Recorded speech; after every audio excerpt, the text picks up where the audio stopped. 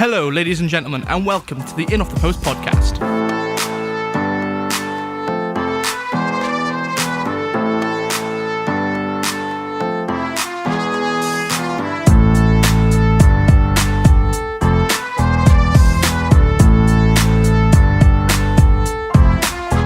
Yesterday night, me and Ross were very, very lucky to sit down with, or over the phone, talk to Stuart Fleetwood, who used to play for Merthyr.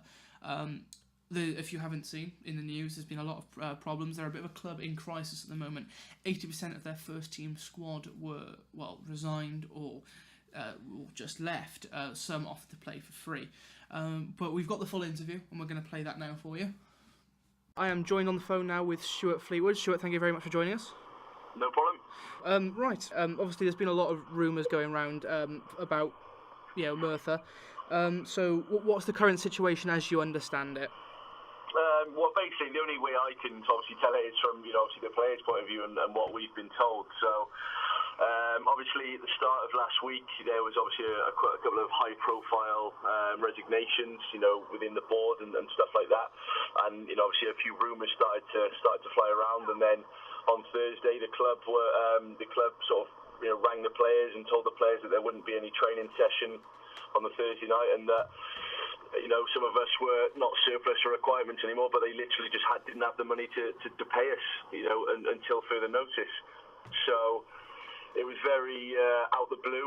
I spoke to Gavin Williams, the manager, who rang me and sort of was very apologetic, and I sort of couldn't really accept his apology because it wasn't his fault. He had nothing to do with it. So I was basically told to go and sort myself out and find another club.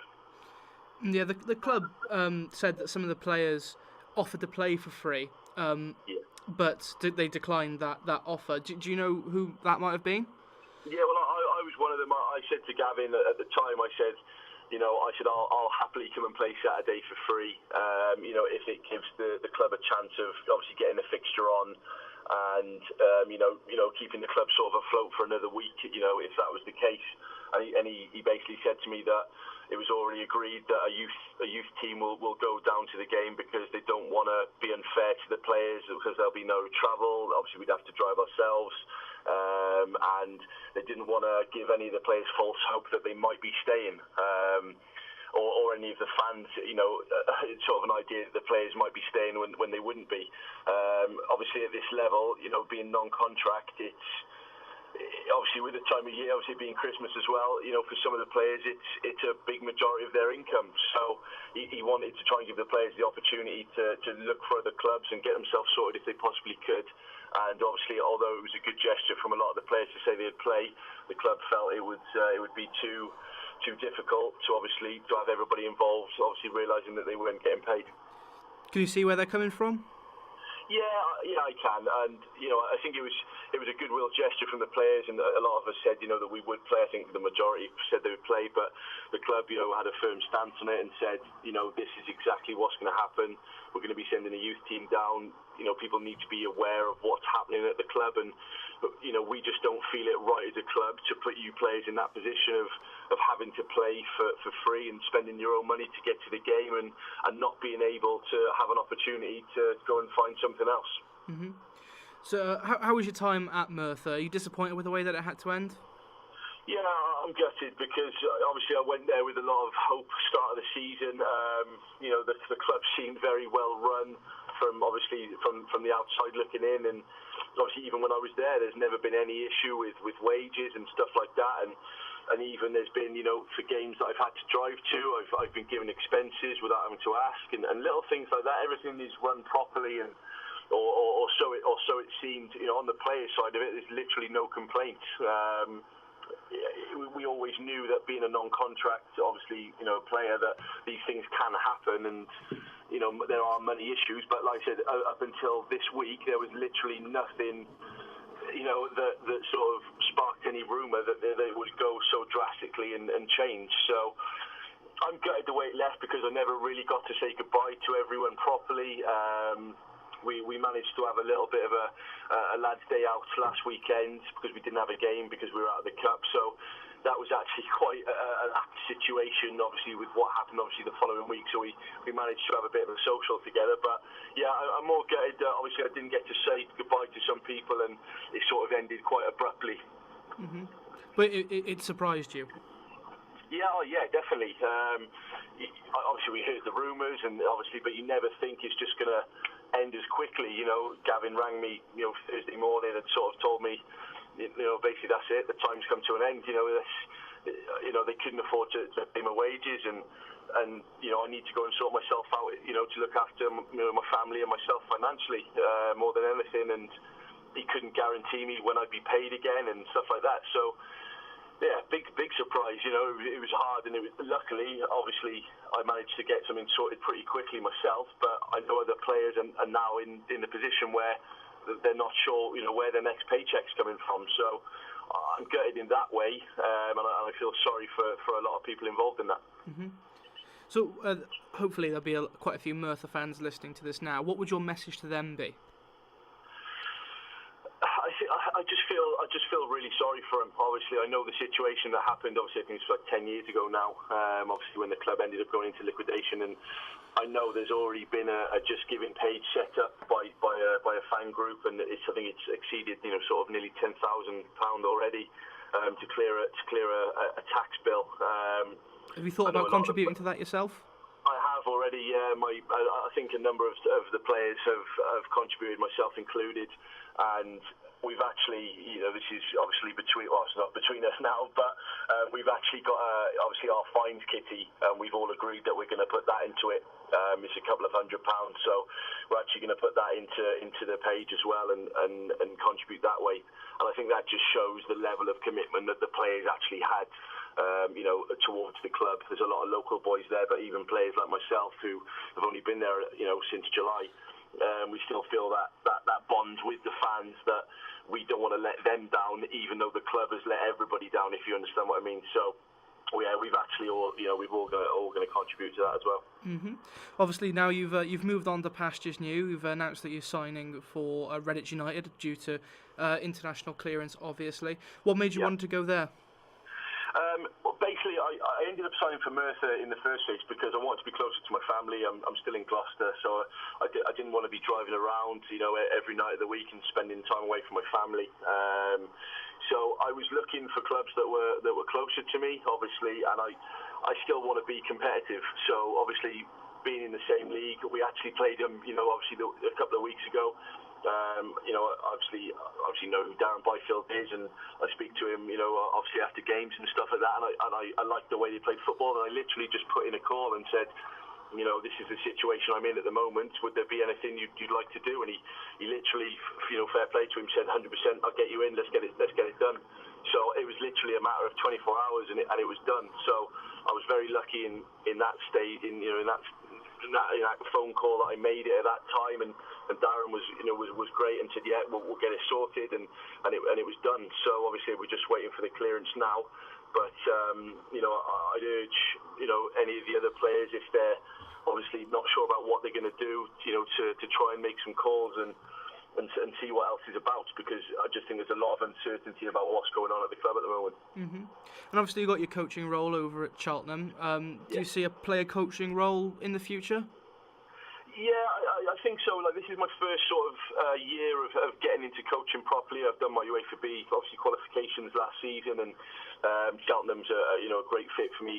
Starting off in the academy, I'm running the under-13s this year, and I'm really enjoying it. I'm learning a lot, and I wanted to get my feet under the table somewhere and sort of learn, from the bottom up. So it's a lot of work, and it's it's a little bit different. Obviously, not being able to kick the ball with them and sort of tell them, but it's a different side and something that I really enjoy and something that I'd like to get involved with in the future.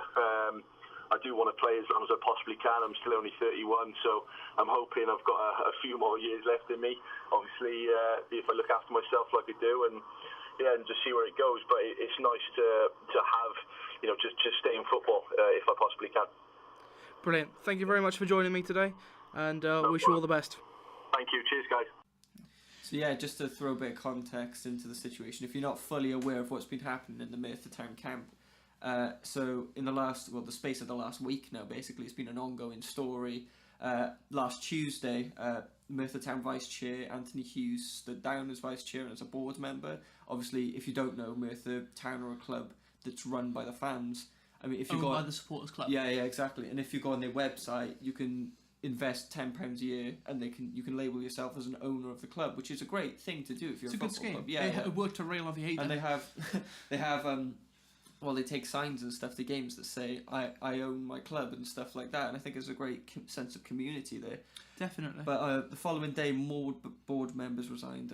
Lee Rossiter, Jamie Mack and Robert Parker joined Hughes in stepping down from the board, although I think Jamie Mack is still in his role as football secretary.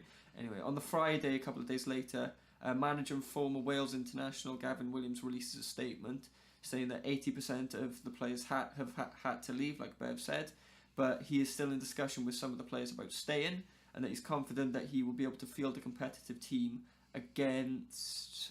who did they play on Saturday? It was... Chesham United.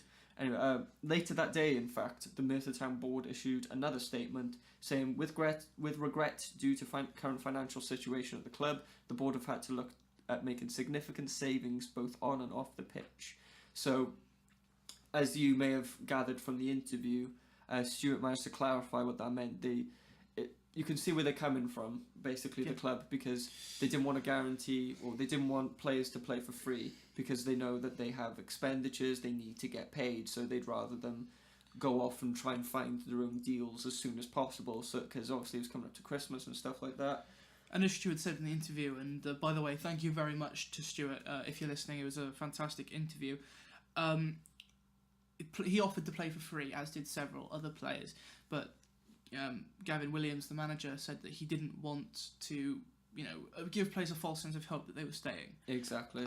And you can kind of see where they're coming from there, although kind of no harm, no foul. Although they do have some first team players still on their books, an entire development team played against Chesham and they lost 13-1. Their goalkeeper was man of the match. He's 15 years old. Houston. Ed Hewson. Yeah, who was 15 years old. So, but there was an overwhelming amount of support flooding into Merthyr's way at the end of the game over Absolutely. Twitter. I mean, it was if you follow us on Twitter as well, we keep up to date with everything. We're kind of what is reporting the story. Tab on Twitter. Loads of people were. Well, Wales Online reported on it as well. The thing is, it's such a sad story, and not many people know much about Merthyr Town because they're in the 6th tier of I was about to ask where they are. And do you know where I believe it's 6th. They're in the same league as Hereford, I believe. Same league as Hereford. Stuart actually, he's moved now to Redditch United. I believe the interview that we did with him was his first since joining his new club or announcing. Yeah, we managed to catch him on the phone 10 minutes after he made the announcement on Twitter, so that's a bit of exclusivity for you. There we are. We're always on the front of knowledge on this podcast. But it's a dire situation. And I mean, obviously they've launched the fundraiser now. Yeah, that's got over expenses. That's got upwards of 10. Over 10,000 grand has been. The players, Stu also said that the players have put in a bit of money as well to show their appreciation, I think. Yeah, and they've got a bit of a kitty put together. I think he said it was a fine kitty. It was a couple of £100 as well. There's a few £100 they're going to put in there as well. So obviously the players are really passionate about the club. It's a sad situation. But I mean, as of yesterday, the chairman Murik Price and former treasurer John Strand resigned from their posts at the board. But they were being called to resign. Yeah, and there's been more resignations since that as well. Yeah. And despite this, Gavin Williams is believed to be staying at the club, trying to persuade players to stay before signing on to new clubs. But obviously, it's going to be hard. It's a tough situation, but make sure that you follow the podcast Twitter, IOTP blog, and follow Merthyr Town's Twitter as well to keep up to date with all things Merthyr Town. I think that's just at Merthyr Town FC. Yeah, and there you can find the fundraiser as well if you want to donate to the cause. It would be great if you could. And if you're in the local area on Saturday at 3 p.m, and I'm also calling Cardiff fans for this because we're playing on Sunday, so make sure you get down to Merthyr, get down, #PackThePark, I think is what they've been using. So just go, pay, you get to watch a game of football. It doesn't matter what level